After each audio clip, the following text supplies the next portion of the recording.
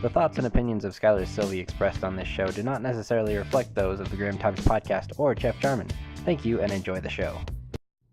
All right, hello and welcome to the Grimm Times podcast. This is episode number 2. I am your host, Jeff Jarman of the Jeff Jarman Show, also of the Jeff Jarman Show, and several other projects. My co-host, Skylar Sylvie. I like chicken. If you watched the first or second episode of the Jeff Jarman Show, you would know that Skylar likes. Yeah, you would know that Skylar likes chicken. On this episode, we're going to talk about something a little scarier. This is the black-eyed children.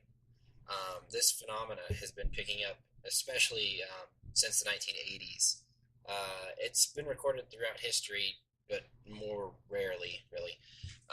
But just to give a brief overview here, the black-eyed children phenomena has been always, well, not always, but almost always happening in people's homes or at people's homes. Usually, just to give a brief overview, whoever it is, the family, usually it's a single couple, I guess. But they'll be at home and everything, and they'll hear a knock on the door, and they'll go to check it out, and usually it'll be 1, 2, maybe 3 kids at most, and they'll be at the doorstep, and you open the door, and usually they have their heads down, so you can't really see their eyes at first, and the first thing that most people notice is their clothing. They'll have very plain clothing on, like brownish clothes, sometimes black, I guess. Usually, you don't see a cell phone, you don't see any sort of electronic like a normal kid would have. So that's one oddity that really stands out. You could almost say their clothing is Amish-like in that, in that sense of plainness.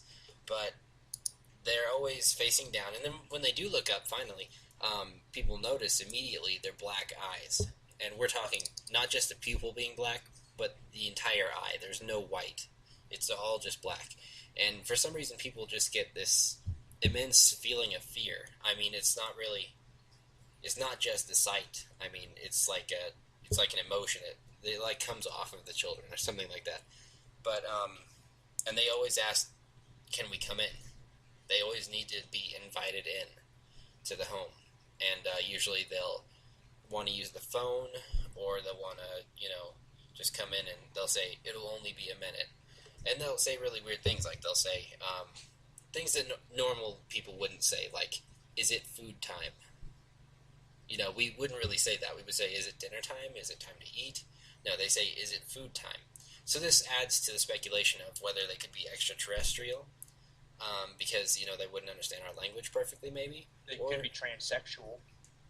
Or they could be demonic in nature. It's so hard because sometimes it seems like they feed off of people's fear, and that's what they're there for. I have a perfectly logical explanation. Okay. Yeah. What it is, it's a bunch of Amish children that listen to too much of the Black Eyed Peas, misinterpreted the meaning of the band name, if there is one. And they just got some contacts on the internet of somebody else's house if they bothered, and put them on their eyes. And their eyes are black, and they're going around bothering people because they paid attention to too many vampire movies that required people. The vampires, of course, have to ask permission to go in. Once you let them in, then, you get your blood sucked out, But yeah. Then they eat your feces. There is the contacts thing. You can get contacts that will black out your entire eye. The problem is you would be almost virtually blind with these contacts in. That's why they have their heads down. Okay, seriously, let's think about it. Why would an alien come 50 billion light years, assumingly, all the way down to knock on somebody's doorstep and ask for food and a cell phone? Well, the only reason I would say it's extraterrestrial, or it could be, is because the eyes, with them being black like that, it's almost like they could be a hybrid between human and alien. Because, with the grays, their eyes, the way they're shaped, and usually they're described as being almost all black, that's just one possibility. And they're also usually very pale-skinned children. And I don't know if I said the ages, usually between 7 years old and 14. Somewhere in that age category. They don't usually come older than that or younger than that. Some people have seen black-eyed adults, but it's much more rare. mean, we'll get into a couple. Yeah, it's because do you know why? Why is that? Because after a certain age, people quit listening to Black Eyed Peas. Yeah, they grow out of it. Yeah. No, we'll get into a couple stories of these encounters a little bit later on. But just to keep giving the brief overview, I guess it's not brief anymore. But yeah, they always ask to come in. I mean, it's happened in vehicles too. That's another thing that could happen.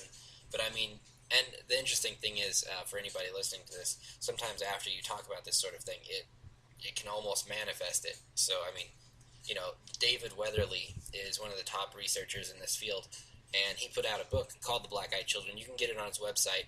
I still need to pick that book up. I've listened to him lecture on several occasions, and it's really fascinating, but I need to get the book. But some people have said after reading the book, they've actually had some sort of experience with this kind of thing, like the telephone would ring, and then there would be no one there, or just random little things like that. I mean, that's called self-fulfilled prophecy / hallucination, schizophrenia. Basically where the human mind kind of expects it, and so it kind of manifests itself somehow. I don't know. We can just jump into one of the stories right now. I mean, and we're talking about grown men being scared of these children, and that's fairly unusual. I mean, because they're obviously. pussies. Well, okay, here's one story. There was this guy at home. He was home alone. He lived, just him, and he had I think it was a bulldog. I'm not totally sure. But it was definitely kind of the guard dog of the house, I guess. The man? Yeah, the man had a pet bulldog. Oh, I thought you said he was the bulldog. No. And so this bulldog was like the guard dog, and it wasn't scared of anything. I mean, it was pretty much fearless. And one night, he was home alone, and he got a knock on the door, and he opened the door, and it was a young boy, probably about 9 years old, I would say. And as soon as the doorbell rang, the bulldog, was in the back room, and it just sprang into action, headed toward the door, like it normally would. And as soon as it got right up to the rim of the door, and the entryway was a tile entryway, and so when this dog got close, he just tried to stop dead in his tracks. I mean, he was stumbling over himself on the tile, and he turned around and ran all the way back into the house, and he hid until that kid was gone. And almost nobody ever lets the children in. That's another pretty common question. Nobody ever lets the kids in. I mean, there have been a couple rare occurrences when they did, and we'll get into one of those stories later. But this bulldog ran all the way back to the other side of the house, and he said that dog was never the same again. I mean, it scared the living daylights out of that dog, and it was never a guard dog again. I mean, it was super timid, and it still is to this day, as far as I know. But that just shows you there's something supernatural about these children. I mean, to where you can affect an animal like that. Because, I mean, people often say that, animals, dogs, or cats, they can sense this kind of thing. Right. Why didn't you whip out a Polaroid? That's another good question. I mean, a lot of people, they don't really have their camera laying around, and especially when somebody comes up to the door, I mean, they can't just be like, "Hey kid, wait right here, I'll be right back with my camera." Do you know what I would do? What's that? I let the kid in and like, "Yeah, is it dinner time? Yeah, here's some vodka." Well, see, that's risky. Even if it was a kid, you can't really just... Well, let's think about the worst case scenario, okay? Let's say it wasn't a prank, and it was some real, I don't know, some guy back in the day got abducted by aliens, had sex with one, and just came back down and knocked on a door. Okay? Some people do think that it could be a long-lost child of theirs. With black eyes, yeah. Anyway, point is that that's some fucked up children. Anyway, what was I saying? Oh, yeah. Let the kid in with, black eyes, black-eyed pea kid. Anyway, you let him in, give him some vodka. Worst case scenario, the kid passes out drunk after a point. Then you take a picture and, call the military. Yeah, that could be a good idea or a very bad idea, depending on... Well, I mean, I wouldn't necessarily call the military, just the press. Yeah. That's another thing, though, going back to the camera deal. Even if you did take a picture, it's so easy nowadays to Photoshop something like Now with that. a Polaroid, Well, yeah, but how many people have Polaroids laying around? me, I still have a VHS tape player. Yeah, I might have the VHS somewhere, but I definitely don't have one of those cameras anymore. But yeah, it's just one of those deals. I mean, And actually, the police and stuff use Polaroids because in court, if you have a Polaroid picture, you can't really argue with it. It's like yeah, you can't digitally render, one of those. yeah, You have to manipulate everything else around it. So the argument could be, oh, well, you just got some kid painted his eyelids black and had him shut his eyes. And then put a Black Eyed Peas shirt on him. Well, I mean, even if it was the eyelids, I think you could tell if you were up close, and plus the kid would be, like, bouncing into walls and stuff if he was trying to walk. But a lot of times, like I said, they want to use the phone, or they want to come in, and it'll just be a minute, and that kind of thing. I mean, some alien abduction people, they think, they think that they've been abducted. And they think that this kid might be their child. There's only been a couple cases of that actually happening that I've heard of. But yeah, it's hard to say. I certainly want to listen to the song Moonchild from Iron Maiden. Little plug for Iron Maiden there. But yeah, so let's get to that other story really quick. We're about halfway through the podcast right now, so this one happened in a car actually, and so what the deal was, this mother, she had her son with her in the back seat, and well, she was driving and the son was in the back seat, and they went to the supermarket. She had to just run in real quick and get a couple things, and so she left him in the car, and she went in the store real quick, and then she got her stuff, she came back out to the car, and she just jumped in kind of on autopilot, and she looked up in the rearview mirror, and there was a little boy sitting next to her son in the back seat. And the first thing she noticed staring back at her were these jet black eyes. And immediately she was more scared than she'd ever been in her whole life.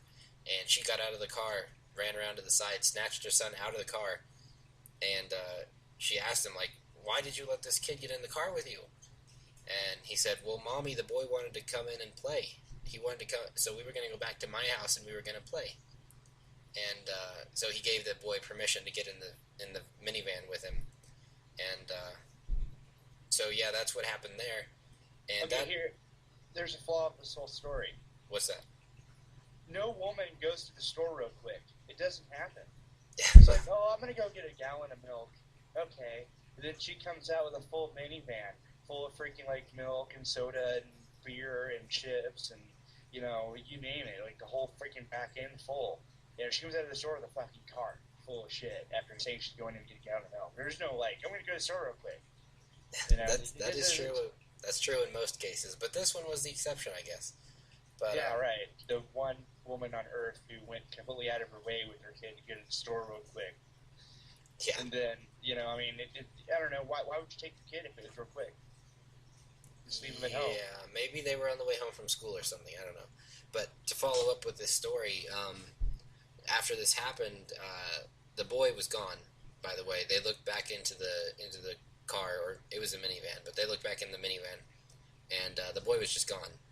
And so she refused to drive home after that. She did not want to get back in the car, so she actually called and had her husband come pick them up, and she drove his vehicle home, and he drove the minivan home. And after that... he said she was full of shit and they got divorced, yeah. Well, I don't think he believed her at first, but he could see how upset she was. And so what happened was, after that, just a couple months actually, I think, the boy got really sick, their son. And it started out as like flu-like symptoms, and the doctors treated it, and then it turned into something else. And they treated that, and this kept going for a full year. He was just sick all year. It kept morphing into different symptoms, and they couldn't ever figure out what was wrong with him. But now I think he's a teenager, and he's healthy. But yeah, for a full year there, after this experience with the kid, with the black-eyed child, he was sick for a really long time. So it could be, it could be related. I don't know if these children are like a harbinger of, plague, or not really plague, but, like sickness or that kind of thing, or if maybe they're an omen that something bad is going to happen. I mean, Or maybe if you let them in for too long, their mouths open real wide and they bite your head off. yeah. All right. Well, on that note, we're going to go ahead and wrap this podcast up.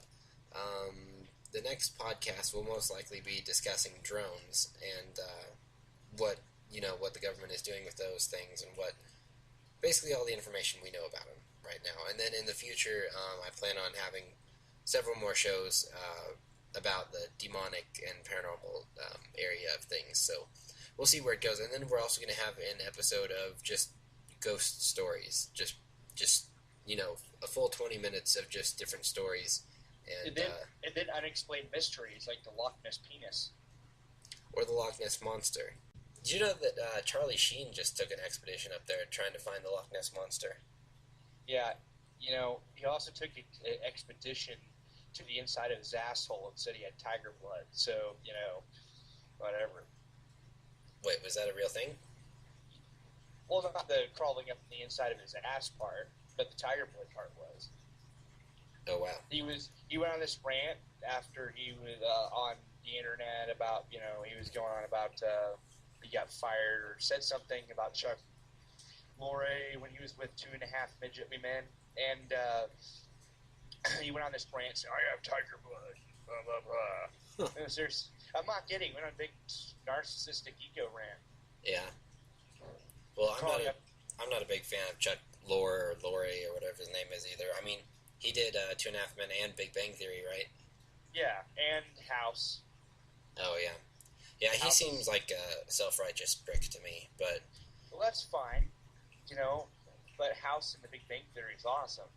Yeah. Yeah, not saying he can't do a good show, that's for sure, but I don't know. So, alright, well, on that note, we're going to go ahead and wrap this thing up here. Yeah, it's like just on a side note, okay. Charlie Sheen calling Chuck Lorre a narcissist and blah, blah, blah, like he did, is like the pot calling the kettle of black-eyed pea. Alright, well, I'm Jeff Jarman, that is Skylar Sylvie, and we will catch you next time on the Grimm Times podcast. Yeah, so if you're listening to this right now, go away, you're bothering me. The thoughts and opinions of Skylar Sylvie expressed on this show do not necessarily reflect those of the Grimm Times podcast or Jeff Jarman. Thank you and enjoy the show. Alright, hello and welcome to the Grimm Times podcast. This is episode number 2. I am your host, Jeff Jarman, of The Jeff Jarman Show, also of The Jeff Jarman Show, and several other projects. My co-hosts, you open the door, and usually they have their heads down, so you can't really see their eyes at first. And the first thing that most people notice is their clothing. They'll have very plain clothing on, like brownish clothes, sometimes black, I guess.